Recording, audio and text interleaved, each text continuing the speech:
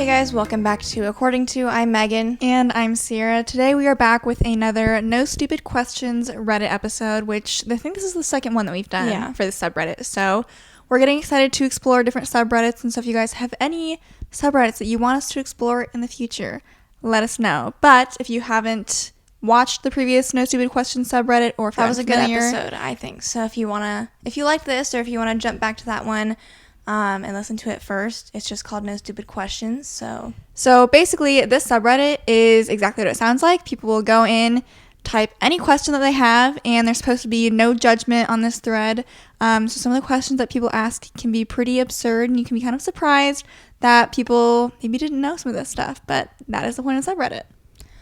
Before we do that, Ciera and I always like to just kind of catch up with you guys, talk about what's been going on, how life has been recently. And then we also like to share our weekly spotlights. So, in terms of catching you guys up on stuff, I feel like we're honestly kind of in a lull a little bit where, like, we're in, like, a very not much is going on phase right now. I wish the weather would get nicer because we did have a treat of, like, a week or so where the weather was in the 70s or 80s. And I was like, oh, it's summer. Like, awesome. Yeah. And I was, like, ready for it. I was like, okay, now that the weather's good, like, I'm unstoppable. Ready to go. And now it's, like, back in, like, the 40s, 50s. I think in the next 10 days, there was, like, one day I saw it get in the 60s. Hopefully that, changes a little bit. But, yeah. Me and Ciera are trying to look forward to different things as much as possible. So I've started a list on my phone of, like, possible weekend trip/getaway or, like, ideas and stuff. I can share what I have listed right now. But we for sure, I think sometime early May, Ciera and I are going to do a day trip to Worlds of Fun, which very much looking forward to, just because, like, it'll be, like, a pretty simple thing. It's only, like, a 2.5 hour drive for us, so we could easily, like, drive there. And I don't think it even opens until 10 or 11 on the weekend, so we don't have to get there right when it opens probably, and then it's, like, not something that takes up, like, we're not paying for a hotel, when we're driving south, so it might be even just, like, a little warmer too. It might not be, like, that much of a difference. Right. But looking forward to that. I think it'll be super fun. So we're we haven't been to Worlds of Fun in a long time. I think the last time we went was with our cheer team in, like, 2014 or something. Yeah, so it's been almost 10 years. But it was fun, and we had a good time. And what else? Okay. I only have 5 things listed. But if you guys have any other ideas, because, like, that one's good because we don't have to use vacation days. It's an affordable thing to do. And so trying to also come up with, like, maybe some more ideas like that. But, like, there's only so much really exciting stuff within driving distance in the Midwest. But, Hey, we did that whole little spring break staycation vacation to Dubuque. And I know some people were like, why Dubuque? And I was like, I don't know. Because there's not a lot of places to drive to. And then I also have written down Vegas because that's the other one that we currently have planned. I'm so excited for this. I'm getting myself so hyped up. I have, like, on Spotify, there's, like, a set list that was, like, already put in a playlist. So I've been listening to that, making sure I know most of the songs that should be played. And I'm just, like, the thought of, like, listening to them live brings me so much joy. And I think it'll just be a fun trip. Again, no vacation days being used. So, and we just went on, I guess, road trip kind of with our dad yesterday. We went and visited our grandparents on his side, and so it's, like, an hour and a half, 2 hours away for, like, there and then coming back. And we were talking about Vegas and stuff, and I think he said he went, like, 15 years ago, but he was like, yeah, I think it's, like, a good weekend thing because none of us are into, like, the gambling casino, like, the huge Vegas stuff. And so for us, it's, like, literally 24 hours. I think that will be plenty. And then I also have Cincinnati because obviously Maggie still lives there. And so my thought with this is it wouldn't have to be, like, a 3-day weekend thing, but it would probably be, like, ideal if it was. But I also, like, possibly have the flexibility of, like, shifting a schedule so I could still do that without taking vacation days possibly. Because I would like to go to a Bengals game because I didn't get to do that last year.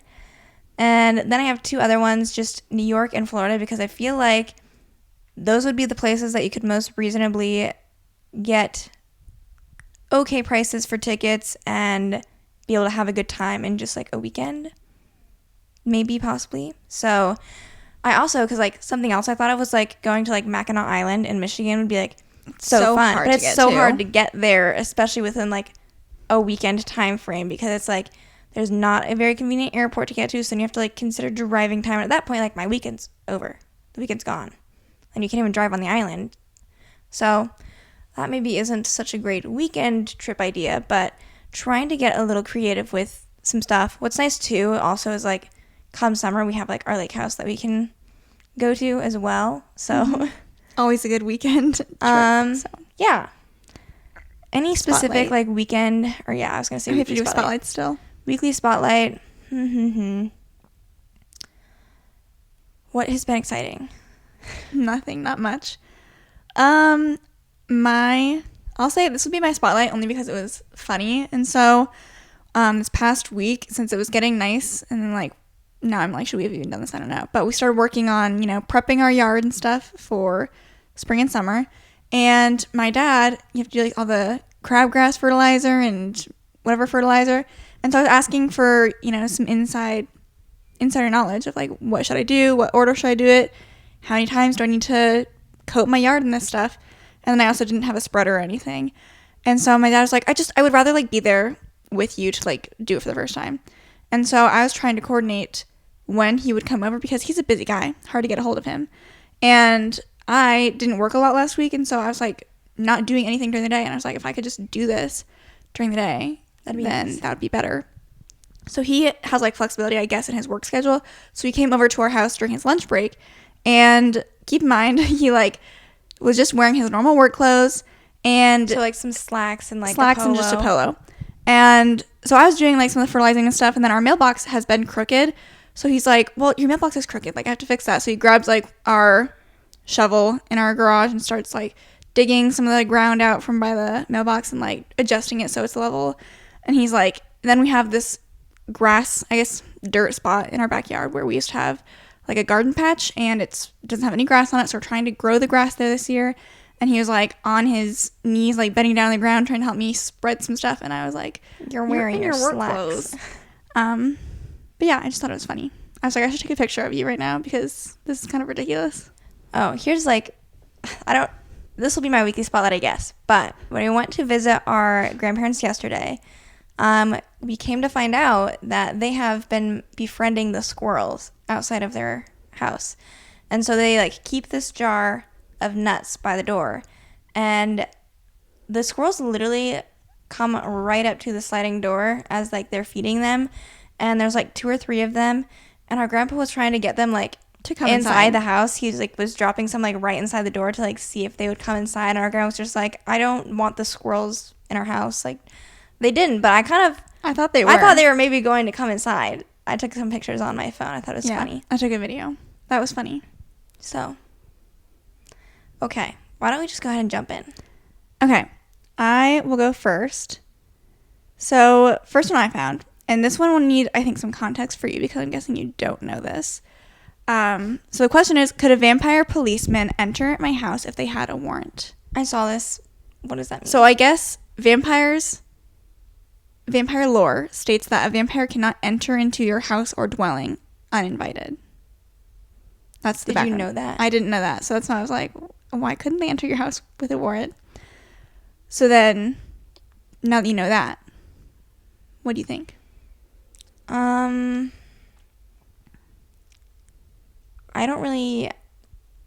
don't know. It's a thought experiment. Just play along. If they had a warrant? Yes, they have a warrant. I feel like I need to know more about the lore of why they can't enter the home. I don't think it matters. Like, do you consider, like, to me the question just gets at, would the warrant an invitation? Like, would that be an invitation or not? I would say yes. Interesting. I would say no. Because, like, even if someone had a warrant to come to our house, like, that doesn't mean, like, obviously, like, they could force their way in, but, like, I wouldn't be inviting them in. Is that what the lore states? I just said that a vampire has to be invited in. Okay. In order to enter your house. Well, then I changed my answer. So, then someone else was like, what about, like, if you had a welcome mat? Would that be an invitation?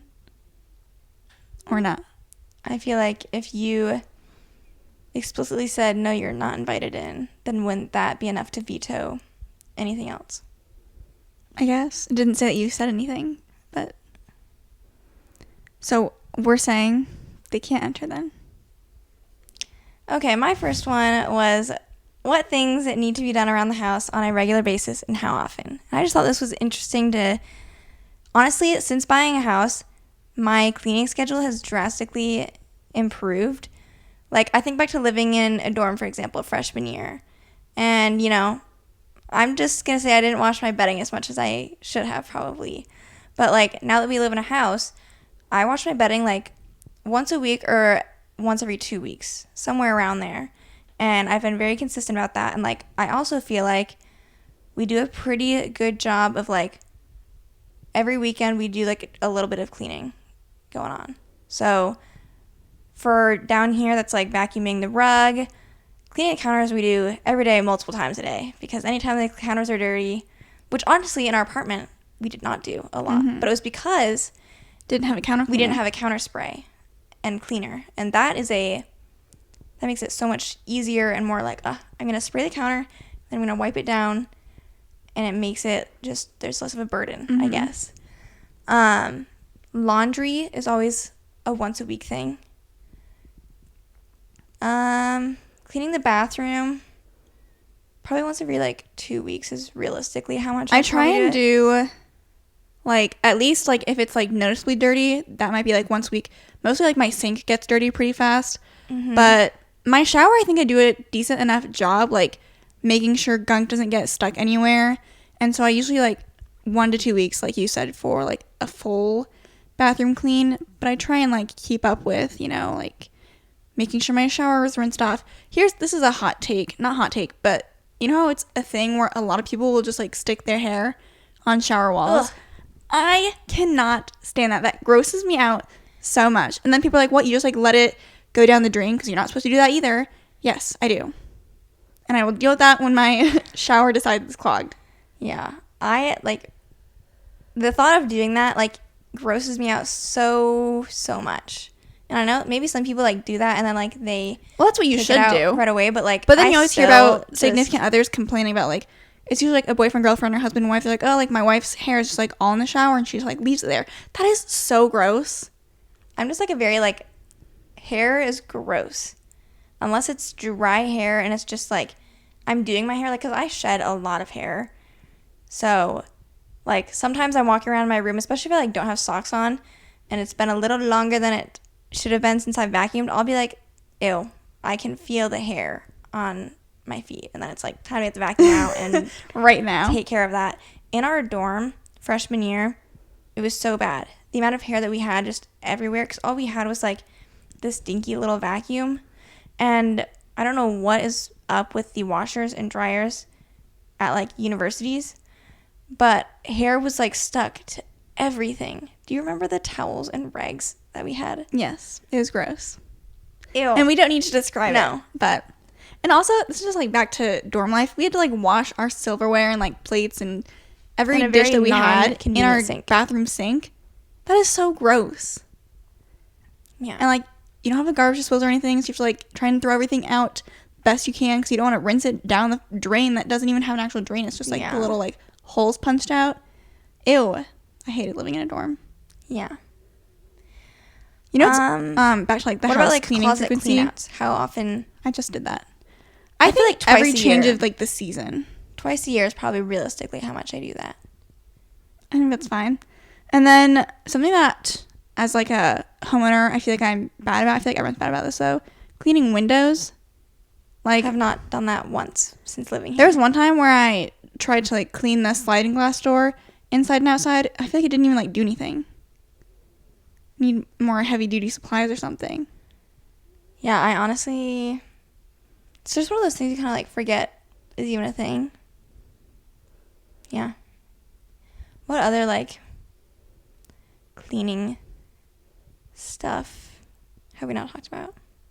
Dusting. I feel like we do an okay job of dusting. I feel like we do that twice a month. Yeah. Maybe. Okay. I would say that kind of covers most things. I You definitely think sweep and the older you vacuum get, the and floor also regularly. the more of like the responsibility that falls on you when it comes to cleaning. Like if you just live by yourself, it is you and only you. So you have to say, okay, what's my schedule? Versus if it's like the more people you live with, then you can be like, oh, like that's so and so's problem, or like I'm just gonna ignore that and someone else will take the trash out. That kind of stuff, it becomes a lot easier to disregard cleaning. Yeah. And I feel like, yeah, there's two of us, but we do a lot of the stuff together, like have this built-in understanding of what needs to be done when. Yeah. And like I genuinely like have just thought more like it can be easy to push tasks off to like, I don't want to do this now, like I'll do it later. But then I'm like, okay, well, if you don't do it, then who's gonna do it? Obviously you could do it, but I'm like, you have to do it. Like if someone's gonna do it, you could just do it right now. Mm-hmm. So sometimes you just have to buckle down and do it. Okay. Next one I have is, how do I ask this girl I've known for months if her name is Aubrey or Audrey? I've seen her nearly every day since August, and I still don't know the answer. There has to be a way to look this girl up. If True. you're seeing her every day, like, is this work? Are you in school with this person? You have to have a last name somehow. Or, like, you could say, like, social media, like, oh, like, I don't follow you on Instagram or something. Like, I don't follow you. I'm not friends with you on Facebook. Like, then, look yourself what's your up. at? Or, like, because then if her name, like, for example, is in it, like, listen. Or you can be take like, you can add me. Here's my username. And then if they follow your friend request you'll see your name. But Or, like, if there's, like, again, if this was, like, a college class, like, you have, roster. like, the class list of people that are in it. Look it up. Like, what situation would you be seeing someone every day outside of, like, work or school where it's, like, you do not know this person's name? I can't think of one. I don't know. And if it's at work, like, do you have, like, work Otherwise, there are people saying, emails? like, you should say, how do you spell your name again? Which, like, for if Aubrey, you know her name is Aubrey or Audrey, the like, only- maybe you were wondering if it's an EE at the end, but, like, the only way is, like, if you have some, because like, then what if crazy she turns outlandish it on you spelling. and she's like, well, how do you think it's spelled? And then you'd be like, I don't even know if it's a D or a B. Because then I was like, what if you're trying to clarify the ending? And she's like, well, what do you mean? And you're like, oh, I just didn't know if it ended with, like, an EE or if an EY. And she'd be like, EY. You're not any closer to figuring out if it's Aubrey or Audrey. So I would say, like, finding some other way to connect where you're guaranteed to see her name written down somewhere would be better. Or, like, does she have, like, a desk? Does she have, like, a piece of paper that would have her name on it? Something else you could do is if you're in, like, class together or something, if you need to, like, have her email you something, or, like, you need to email her something for class, then most universities, if you were to email her, like, hers would pop up if it was, like, the right Yeah. username, if that Or, makes like, sense. what I would do with, like, if I was ever in, like, a group project where, like, everyone, like, has to, like, write their names down, if I don't know how I'm spelling everyone's name, I'm passing that thing around and be like, you can write your name down because, like, I don't know I hardly even know what your name is. So if you ever have, something like that come up. Yeah. I feel like work would be very easy to figure out their name. Like, emails. Find their email. Okay, my next one was, I pulled it up just because, like, I don't really have an answer to this, but I thought it was more of, like, a question I've thought of that I'm like, how do we categorize music? So this is what exactly is indie music. And then I was more kind of like, what exactly is, like, rock and roll music? Because I feel like it can sound so different. Like, since we're in our Elvis era, he's the king of rock and roll. But I feel like his songs I don't know, kind of songs that don't you think of always, as like, rock and roll. yeah. But from the movie, I'm like, how does that quote go? Rock and roll is basically something rhythm and blues, jazz and rhythm and blues. I don't know what he says. But it's like, rock is such a huge category. Even, like, Why is it it's called just rock like, and how do roll? we categorize music? Because Taylor Swift, like, her folklore album is considered indie/folk, I think. Well, the thing is, if we get back to the original question, indie means independent. Like, that's where the word comes from, which, admittedly, I didn't know that for a long time. And so I think, in its truest sense, and it's not always worded this way anymore, but I think it's like, to be an indie artist would be like, you produce your music independently, is the true definition. of what indie music would be. But I think nowadays people just like use it for really, really small, it's obscure like a niche artists. sound that's like they're not big. They're probably not big because they're not being picked up by a huge record company that's like throwing out all their music because it's not like mainstream. I just have like a general like I don't know how we categorize music because like when someone asks me my favorite kind of music, I say like pop because like it is. That's what Spotify tells me my favorite kind of music is, but I just feel like I lack the understanding of like what really categorizes music into like one genre versus another. And I think there's a spectrum anyways. Like there's like hard rock and stuff, but then soft rock, you know, or like the evolution of Taylor Swift. She started as country and then people were like, she's not really country anymore. She's more pop. So then she has some folk and then she's got mostly pop. Yeah. But it's more of a thought question. I'm sure there are specific answers. You could look this stuff up. But at the end of the day, it's all still kind of like subjective and how exactly you categorize music. So, okay. Next question. I thought it would be funny for us to answer. Why are people on subs like Am I the A-hole so quick to tell people to end long-term relationships over mild arguments? This is us. This is us every day of the week. But it's So, because I have my reasoning, but I want to hear your reasoning and see if it matches my up with mine. reasoning is some of the stuff that you read on those posts or those subreddits is like the situation is so far beyond like my conceivable comprehension of how that would take place, or just so like I would not tolerate that or that person acting this way, that like nothing else matters. If they do that, then that means everything else is mute, I guess. Or yeah. So my thought is I feel like whenever we go through those posts, when it's probably just like we always word it too, where what do we say? We're like, this is probably like one thing in like a much larger issue, or a drop in the bucket of like everything else that they're probably doing wrong already. Yeah, I think we usually will say this scenario is not like the issue that I'm worried about. It is I'm worried about you and your relationship. the person that you're communicating with. And obviously we don't have any, like we are not invested in this relationship. We don't know them. So we have no qualms with saying. And it's easy, right? It's easy for us to say like, find someone else, because I can't see how you're going to make it work with that person.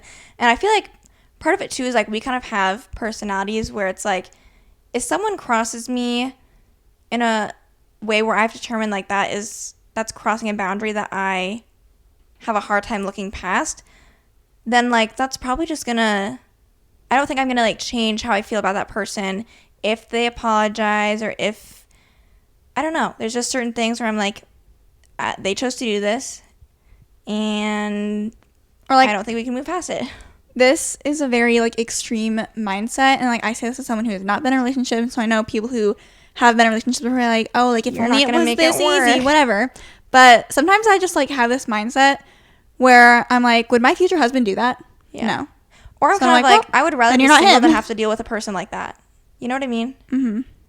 So I know it's obviously like when you're in it, some people also can be like, I've never had like an issue before, and like all of a sudden it's just like they do this, and I had like I Like, you're never would have blindsided. expected them to do that, and then you're kind of like, you can't really fault them because it's like they didn't ever see anything like that coming. So then Do you like see if they can work it through this Right. one issue, and then maybe things go back to normal, and that was a one-off experience, or is this like a new pattern beginning of like what their behavior is going to look like? This was an interesting TikTok that I saw, and then I shared it with, like, I sent it to Ciera and Haley and Maggie, and the TikTok was saying that this person, I think it was like someone was reading it from like a podcast, like someone had sent it in, so the podcast was like reading it, and it was this person writing in saying, so my husband and I, we just had a baby, and Like, first and foremost, they preface by saying they split like their finances, so that she pays for 50-50. stuff that she wants to do, stuff she needs.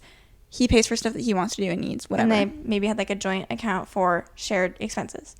And so she said they just had a baby, and their original birth plan was that she wasn't planning on using any like medications. They were gonna just like try as natural as possible. Yeah, as natural as possible. No shame in that. No shame in whatever way you want to have birth. And so then she said after however long of labor, she decided that like she needed some help. And so I think she did like an epidural or something, and they had the baby. And then the husband brings the wife the bill saying, this is for you to pay personally, $8,000 on your own. I'm not helping. And then saying essentially along the lines of like, we agreed you were going to do this like as natural as possible and no extra expense. And then you were the one that couldn't handle the unmedicated birth. So now like you have to pay for it because you used the epidural. You used it. And my jaw dropped. The shock, like I can't, this is something where I'm like, this isn't real. This isn't real. It can't be real. But I mean, apparently this was someone's experience. And I'm just like, how do you come back from that? How do you say like, yeah, because then everyone in the comments, jumping back to our last thing, they're like, divorce him, divorce him, leave him, whatever. I would just be like appalled. I'd be like, this is our baby. So since you're doing literally nothing else, the least you could do is pay half. Mm-hmm. Some people were like, he pays all of it. Yeah. I just, like, the birth process is 100% a split cost because it's for the birth of your collective baby. But whoever's giving birth gets to decide how that happens. Mm-hmm. Like, I couldn't believe there's any other thought process that could have been possible. So, it's easy for us with no stake in the game to just jump to those conclusions. But sometimes, like, that's just truly, like, where my heart's at. I'm like, because I'm like, I put myself in that situation. I'm like, oh, I'd never put up with that. So then, like, I tell them, I'm like, you shouldn't put up with that either. Even though it's like maybe realistically, like, do I think she's going to divorce this man the second after having a baby with him? Probably not. But so like they probably are looking for like actual like good advice because they're like, it is really hard for me to see myself moving forward in this relationship. Like, oh, you should. But you know, I have a baby with this person now, so I am trying to look past that. But it's just, it'd be hard. I'd be like, I don't know this person anymore. Okay, how about this one? I thought was interesting. It's not going to be a super long one, but how do I tell people to mind their own business about my dating goals? I had this one pull up too, but I thought it had an interesting, deeper conversation to be had. The first part I thought, like, I'm going to straight up just answer the first part because I'm like, what's the big deal? So it says, I am a 22-year-old male and I only date to marry and I don't go around imposing this mindset on others. Fair enough. We're all like, everything's fine so far. But when someone asks me if I have a date or whatever, I tell them I'm looking for the one and that's all I care about. I was like, if someone asks you if you have a date, why wouldn't you just say yes or no? That was my first thought, because like, why are they getting so annoyed? Or I just kind of was like, am I missing something? I don't get a lot of people like, if you're dating to marry, like, you if you have a date regularly, like, what's the context of this situation? And so then it says, so they say, I tell them I'm looking for the one and that's all I care about. Like, if someone asked, oh, do you have a date that you're going on? And if someone asked me that and I say, oh, I'm looking for the one, and so that's what I'm not just going on a silly little frivolous date. I'd be like, well, don't you have to go on a date, right, to meet the one? And so then they're saying the person will get into a very defensive verbal stance and start asking me, oh, why do you want to do that, or work on yourself first. That stuff I kind of didn't really get, because I'm like, if someone's dating to find the one, then like, okay, go for it.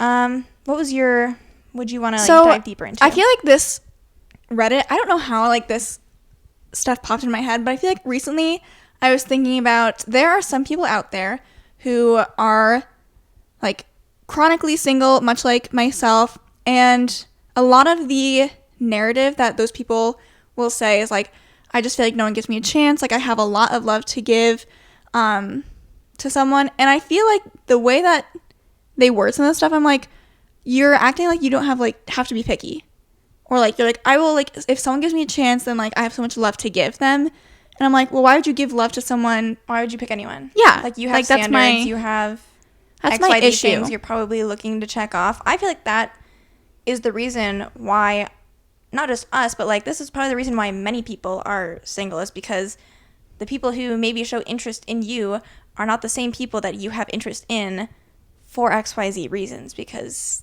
they don't have, certain things that you're looking for. Yeah, but like that vocabulary, and like when people talk about that or use that kind of language, makes me sad, because I'm just like, you're acting like you're the problem, and just like if someone will come along and like give I you a have never chance. felt like I'm the problem. Which I don't feel like you should. No. I feel like you should say, this didn't work because, like, we weren't vibing together, or, like, that's not what I'm looking for in a partner. Yeah. It's never about you, really, most of the time. Or at least, like, if you think it's about you, then, like, make some adjustments so it's not about you. Yeah. And, like, don't just offer yourself as, like, I think I could be such a good partner. Like, Don't be try a partner and, like, for anyone. Yeah. Don't be a partner for yourself. anyone. Have someone, like, you will be partners with someone, and like the definition of a partner is that you guys are in it together, you're working together, you're like providing this give and take relationship for this very specific person. And I'm not someone who's saying like you find the one and like that's your one person. I don't really believe in the whole like one person for everyone, but I think like there's certain specific people that you could pick out of everyone in the world, be totally happy with, but you have to pick them and they have to pick you, and then you can provide that like back and forth relationship. But I just think some of like the narrative around chronically single people needs to change. Because then it kind of like people do often think of like, oh, like what's wrong with you that you're not dating someone or you haven't ever had like a serious relationship. And I do think part of that is like the internalization of those thoughts of other people, is saying like if you haven't been in a relationship. And some people are like relationship people. And so like, and like they don't get whether it. or not they're as picky, whether or not they're a little codependent, like it's not really seen as like a bad thing, whereas like sometimes being chronically single is. So I don't know, they're just viewed a little bit differently. But I think that it's still pretty common where people recognize people who are like codependent and always in relationships too. So it is like there's this negative stigma around both types of people. But I think it's important that whichever camp you fall in, it's hard, but try not to internalize like other people's perceptions of you or thoughts about your relationship status. And I also think it's important to like not, judge other people for being interested in your relationships. Like, people who are single get asked all the time, like, right. Anyone new? When we were at lunch yesterday with our family, it's kind of like they're just like a asking check-in. They just want to be like, anything new? Seeing anyone? And like it's not said with ill any intent offense whatsoever when people ask me that, because it's a basic question that people ask. How's work? Anyone like new that you're seeing? Like just basic life pillars that then people eventually check like in what on. if you've been dating someone for like a year now, they never ask, and it's like, oh yeah, I have like a serious relationship, and it's like, oh, I never knew that. So something else that's interesting too about like the concept of like dating to marry is, at what point when you're like kind of seeing someone or dating someone, like how many quote unquote chances does someone get for you to decide like this is a yes or no? Because like I see some people say like the first date's never enough. Like if things don't go horribly wrong, like a second or third date is maybe warranted to like get to better know the person. But I just kind of like, I have a hard time like being like, I agree with that. Here's where I land, because I think a second date could always be acceptable if something like drastically wrong didn't happen on the first date.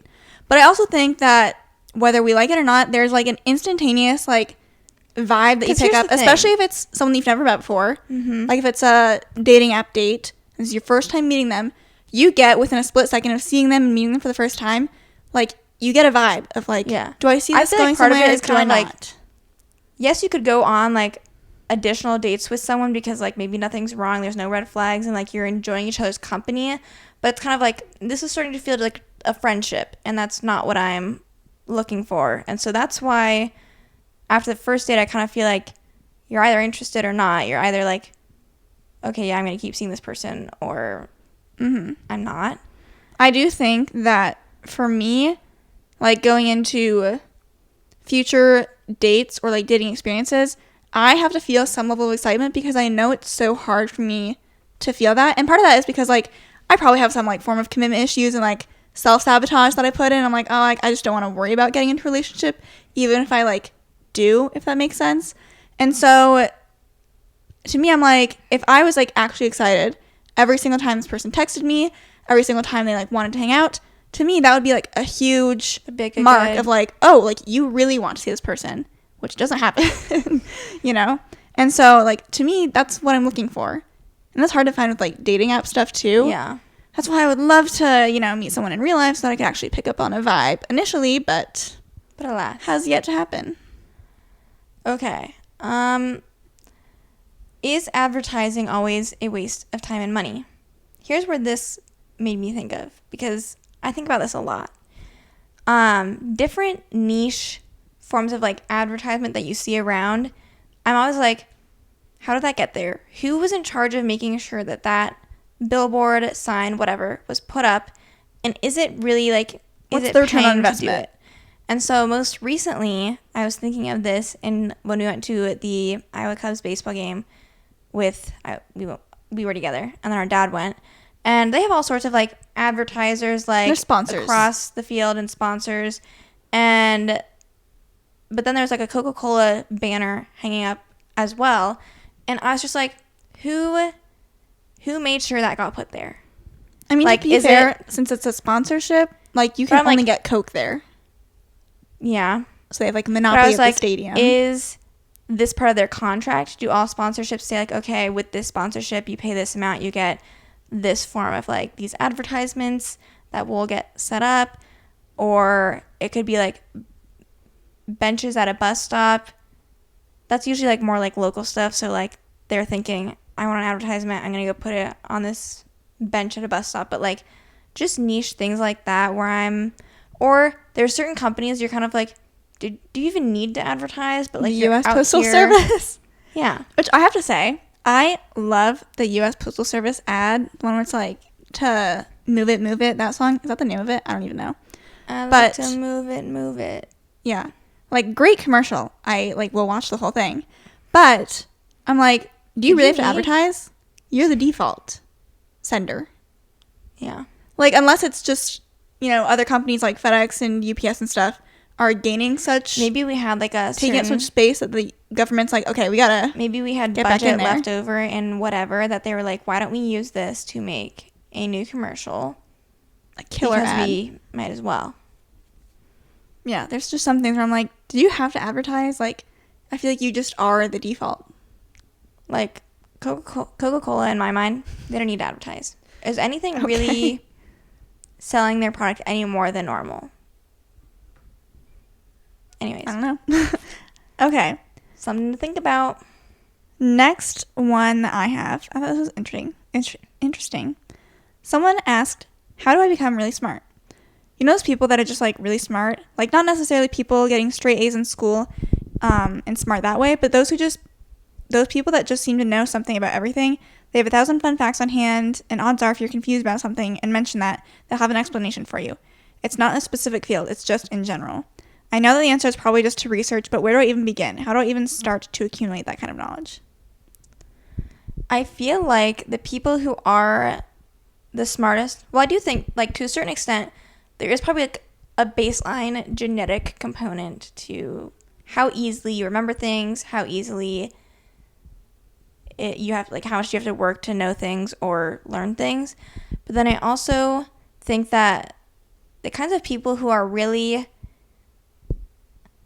generally smart just have, like, they're surrounding themselves with, like, a lot of different information. They probably are interested in looking stuff up. So then, like, maybe they're watching, like, game shows or trivia shows more frequently. Maybe they consume more educational content as their entertainment instead of, like, other stuff that's not as impactful, or at least, like, not really going to help you with, like, a trivia night or anything. Mm-hmm.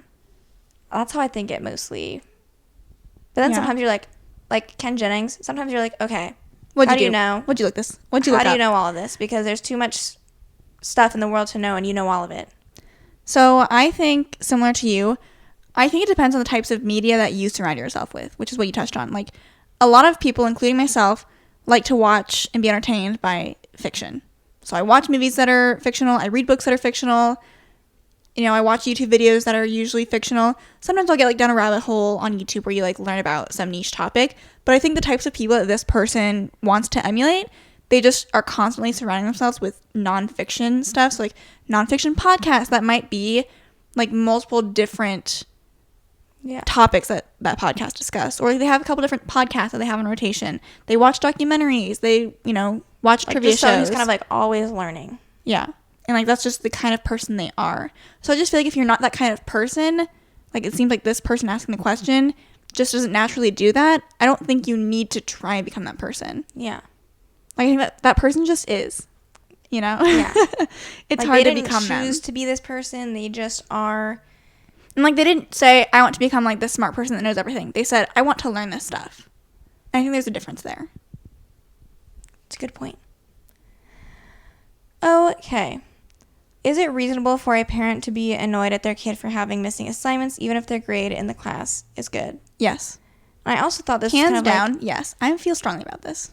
I feel like even like more so than just this question, it kind of is like an interesting thing to like talk about different parenting styles and how much like oversight a parent should have on like their kids' schoolwork and XYZ. So I think the common like reason people say like, why should they care if my grade's good in the class? It comes down to basic discipline and responsibility. And as a parent, you have to make sure that your child learns that, because that is going to carry them through the rest of their life. I don't care if they're naturally smart and don't need to study for their tests and exams that they have and like did their book report in one night. And they're like, well, I'm not going to worry about like the weekly assignments that we have to do because it doesn't affect our grade. I don't care. Mm-hmm. Like, turn it in, do the work, because like half the battle in life is just doing the stuff that you don't want to do. If I'm being completely honest. Yeah. And so it annoys me when parents don't enforce that on their kids to be like, you have to do it because your teacher said so. Like, that's the whole reason. That's the only reason you have to do it, is because your teacher said so and you're in their class. Mm-hmm. I also think what's interesting is Ciera and I were kind of like, we just always did what we were supposed to do when we were growing up. No one, like, my mom and dad, when I tell you they did not check on my grades whatsoever, I mean, I don't know if they checked my grades once, because I was always concerned about my grades myself, and I got done what I needed to get done. And so it's kind of like we grew up without like ever having like overbearing parents in terms of like school and checking in on our grades or making sure our grades stayed where they need to be at, because like we just did that on our own. And so it's interesting, we've talked about like, you know, with when we have kids, like that might not be the case. Well, it's hard because I feel very fortunate in the sense that we gained a lot of independence from our parents. I don't want to say they were hands off, because they weren't, but like they gave us the space to say like, you do what you want to do, because we didn't have any reason to like break their trust. So like they didn't worry about our grades because we worried about our grades. They didn't worry about our bedtime morning routine because we worried about our bedtime morning routine. Like they just were like, you got it. And so I'm like, that's kind of the, like, I would love to bestow what we grew up with. I that would love to have that upon level my of children. Trust with them. But I'm like, how do you do that? How do you build that level of trust with your kids? And like now at the age of like social media and stuff, I know that when we were growing up, a lot of kids our age were like, their parents would know their phone passwords, their parents would keep their phones at night and like that stuff. And I thought that was like, I was like, that'd be so like annoying if my parents did that. Invasion of privacy. But I was like, well, they don't have anything to worry about with me. But then on the other end, if I'm a parent, I'm like, well, how do I know that my kid, like, how do I know I don't have to worry about them? Yeah. And so that's like where it's going to be interesting when I become a parent to, because it's like, I know myself, so I knew you guys don't have anything to worry about. But it's not the same when you have kids and they might say you don't have anything to worry about. And hopefully for the most part, I could trust that that's the case. But like, as much as a parent tries to raise their kids how they want, that's not always what happens. Mm-hmm. So anyway, what's your response to the initial question? I also think that a parent can and probably should be annoyed if their child is just not turning in assignments, because also if the assignments, like, shouldn't the assignments be worth graded, something? like, I would never understand. A little bit. Like, I would be the person in school where people be like, oh, like, I never turn this in, blah, blah, blah. I'd be like, how? Like, that was always I'd be like, what is your grade? Like, how can you have a good grade if I know that assignment was worth 5 points and you didn't turn in any assignments? So, yeah, I just never got it. And I never tried to figure it out. Okay. Next question I have is, how do I stop becoming demotivated because something else is coming up later in the day? I always feel like there's an event later in the day. I can't enjoy anything else because it might just get interrupted, so I just want to get that event over with. It has reached the point where I am starting to hate Sundays because I have to attend mass with my family at around 5 to 7 p.m. and I'm mostly wasting the day sleeping or just mindlessly scrolling rather than playing games I want to play or doing something else I would enjoy. It is frustrating because it feels like my day has only started, but I need to sleep again in a few hours because I have work tomorrow. I feel like we can all relate to this. Like, yeah. It's like, you have like that one thing hours from now and you're like, well, I can't do anything because I have that thing in a couple hours. Yeah. I feel like it's hard because I think that sometimes people don't like to like overbook themselves, I guess, quote unquote, in terms of like sometimes it's hard to gauge how long do I think this is going to take. And, you know, we live in a world where you maybe don't have like certain things that you need to be doing, but it's more so like if you had something you wanted to do. And I think that sometimes people don't always know what they want to do either. So then it's like, I don't know. I don't have to do something because I have this later. I think that what helps, and honestly, sometimes this is what makes me sometimes appreciate weekdays a little bit, even if I have work going on. I feel like I purposefully do try to like maybe have something to look forward to, you know, and I'm like, you know, I'm going to have time to do that. And sometimes it's like, okay, after work versus this is like you have something later. But I still feel like it allows you to recognize that you can do multiple things in a day. I always think it's crazy when I go on like a weekend trip. I'm like, this was a weekend? It just really makes you feel like there's so much more time in a weekend than you'd normally feel when you're just sitting at home, not doing anything. Yeah. And to jump back to how to maybe help this person's question, I think that as long as you know, like, let's say you have to go to mass 5 o'clock. If you're at home at 3:30, 4 o'clock, and that gives you plenty of time to get ready for church, then say, okay, I can do whatever I want. I just got to be home by 3 o'clock or 4 o'clock.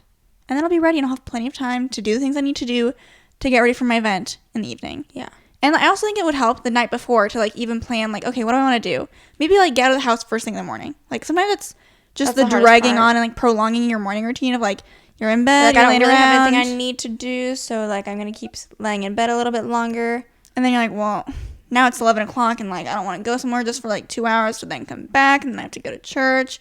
So I'm just going to stay here. So I might just stay in bed for a little bit longer. I might take another nap. And then you get into that cycle, which is what you're trying to get out of.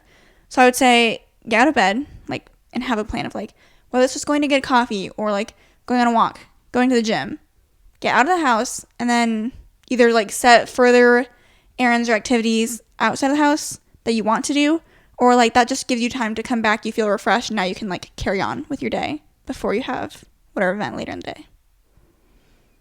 Okay, my next question is, how come AI-centered features are all seemingly releasing at the same time? We also like, we could talk about Snapchat AI because I didn't realize how many people were like having just like straight up conversations with their AI.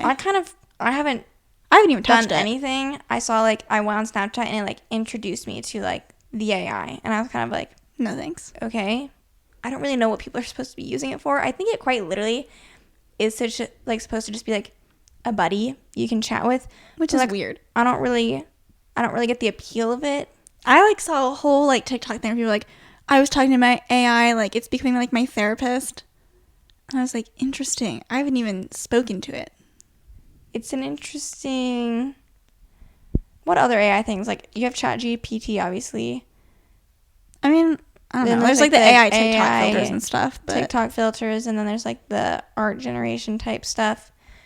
I saw something interesting that was like talking about how like AI could really like change like advertising in a lot of ways, because it was like talking about, let's say you have like a recipe that you're trying to share in like a blog post or something, and so like you say the recipe or say like it'll write out whatever, but then you also say create like a photo of like some people at like around a dinner table like enjoying a meal, and then like now it generates a picture too of like the icon to click for the link all in one. And it was interesting. It was kind of weird because like now instead of having this expensive photo shoot for different things to have product imagery or other stuff, you like might not necessarily have to do that. We're gonna put the stock image models out of a job.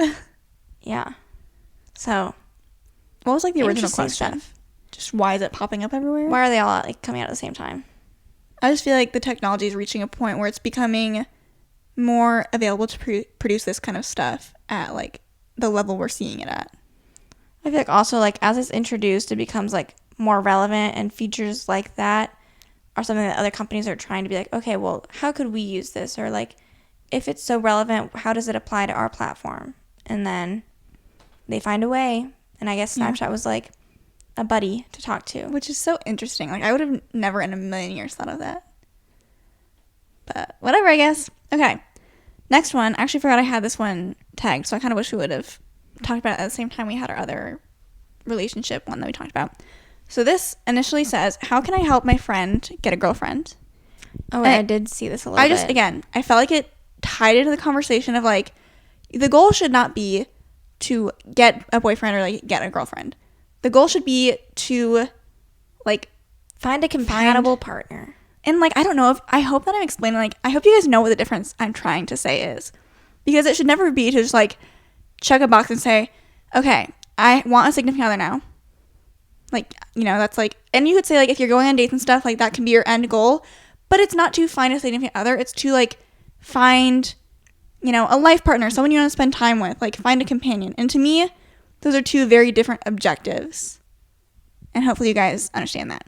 Anyway, I'll read more of his spiel. My friend has specifically asked if I can help him get a girlfriend in any way. He's early 30s and has never had one before, and it's really getting him down to the point of depression. I understand that in itself makes it harder to find someone, but he goes to speed dating nights and is on apps and is generally a sociable guy. I don't understand why he is still single, as to me and others he is a very nice and genuine and funny guy who has his own place and a steady job. I also think that he is a perfectly decent looking guy, but telling him all this only makes it worse, as he just doesn't know or understand how to find someone. The few dates he goes on are from dating apps, and he rarely gets a second date, even though he thinks they have gone well. So there's obviously something that isn't drawing women to him, but I'm lost on what advice to give. I know I'm not going to be able to just magically set up a partner for him, but I would love to help him out in some way, as I hate seeing him so low. Again, I feel like it's one of those things where you can't, like no matter what advice you give, you have to just like hope the right person comes around to that's right place, right time. You know what I mean? At the end of the day, it's going to have to be like, okay, even if he thinks like first dates are going well, the other person obviously like isn't thinking so, and it could be, nothing could be wrong, everything could be fine, but maybe they're just talking about what we were talking about earlier, where it's like you don't feel like a romantic connection to the person. That's sometimes all that there is to it, and then no second date. And so the same thing could be happening here. I just feel like you haven't found someone that's meshed well with you, and I wish like, there was a good way to find from this guy's point of view is like, okay, these dates are going well, but like how much do you want them to like advance further? It's just like, oh, like it went well, like let's set up date 2.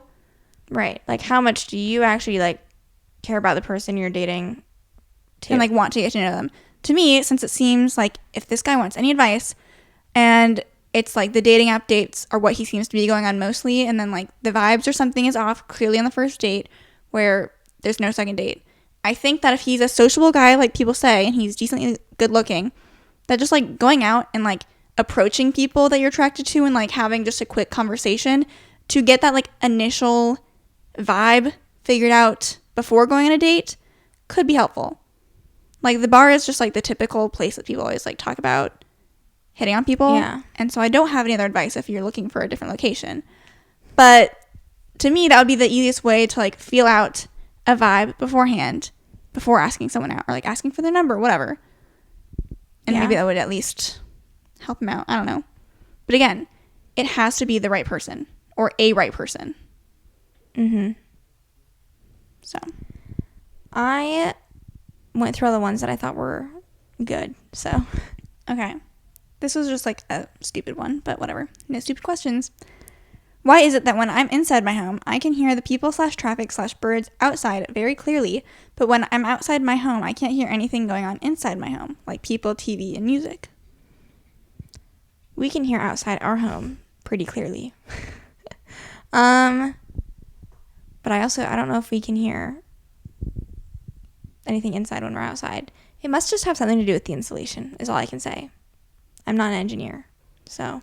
My only thought was, because I saw this and I was like, well, I feel like this is the case. I mean, obviously it's the case everywhere, but I've never really thought about it.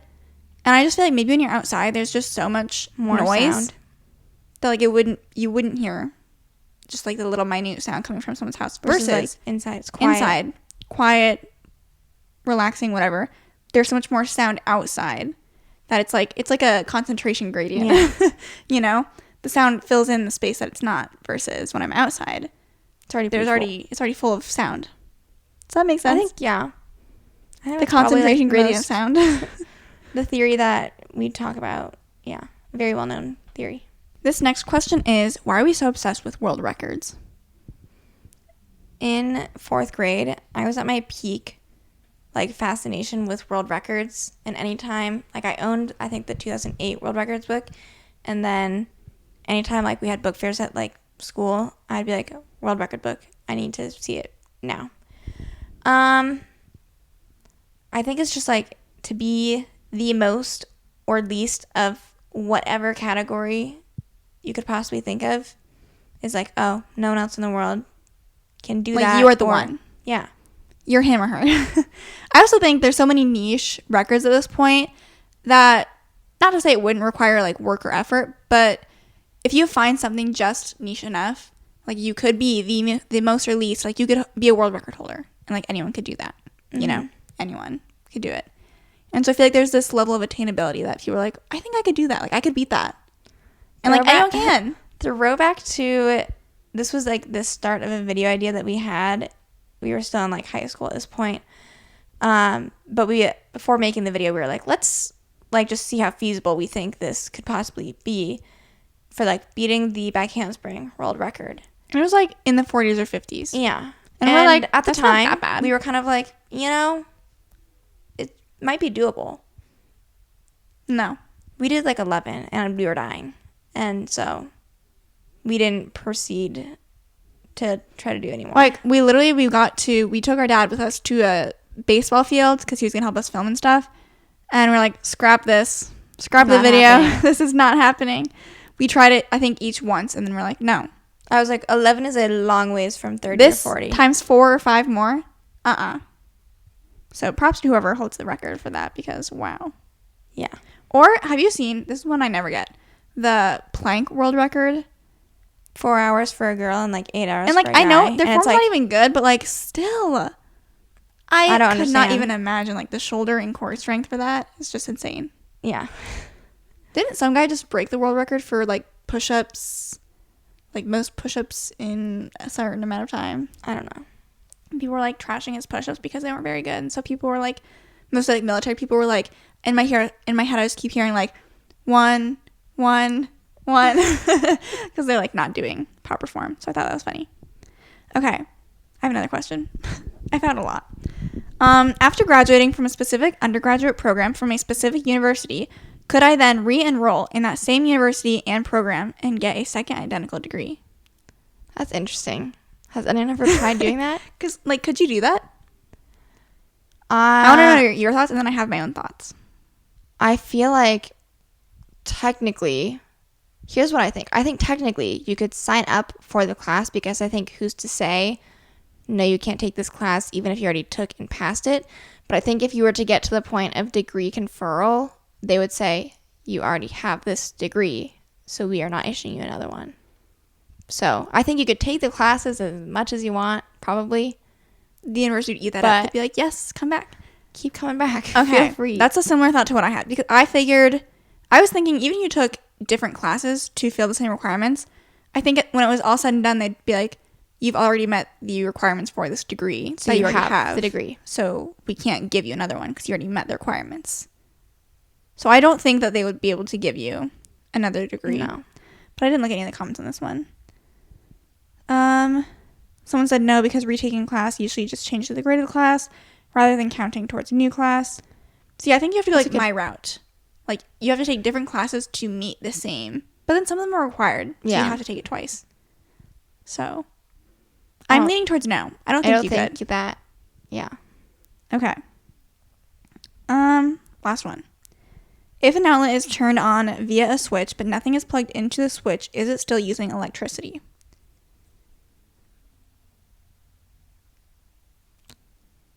What switch? Where's the switch? Like you just have something plugged in, but it's not on. Or like your phone charger's plugged in, but your phone's not plugged in. I would say... I've always wondered this, and I don't think I ever have to figure out what the answer is. If I were to have my phone charger plugged in, it's like something's not connecting or completing the circuit. Okay. So then I was just gonna say that. When my phone does because I touched the end of my cord, and guess when it's not shocking me. But when I plug my phone in, the circuit's now completed, so then electricity is running through it. Okay. I agree with that. That's my thought. Someone said the phone charger itself will consume a little power more when charging. Someone said if there's no circuit, there's no flow, which we should know because we took physics, and so yeah, we were right. Physics was a fever dream. Yeah. Don't ask me anything. Especially physics 2. All I know is V equals VOTAT. Do you remember that? Yeah. Which is velocity equals initial velocity plus acceleration times time. That's all I got.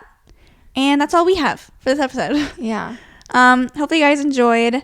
Let us know if you want us to continue exploring this subreddit anymore, explore other subreddits like we mentioned before. And yeah, you can subscribe to us on YouTube if you're watching the video version. Subscribe to us on Apple Podcasts or Spotify. And we will talk to you guys next Thursday. Bye.